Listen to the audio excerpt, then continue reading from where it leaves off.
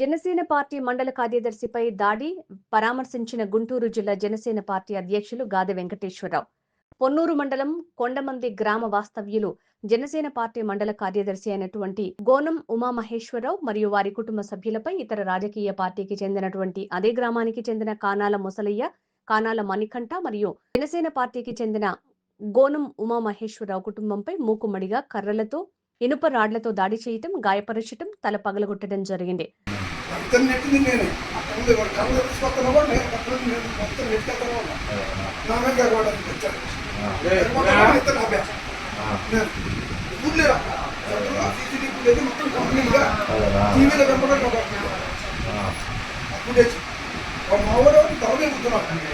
వాళ్ళ గురించి అందరూ బలమే కూర్చున్నారు.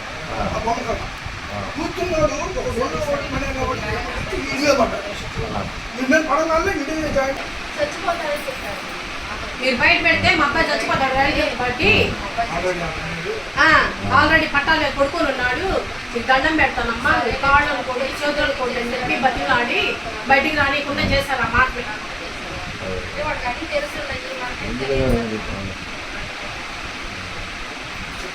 నాకు ఇంకో ఇప్పుడు కొట్టుంటే ఒక్కటి రాలేదు చూసావా, అప్పుడైనా బయట పెడితే అంతే, ఎవరు పట్టించుకోవాలని చెప్పేసి మేము అనుకున్నాం.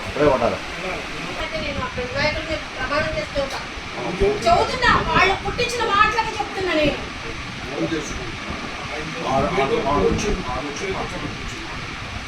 బండి మీద కారం తీసుకుని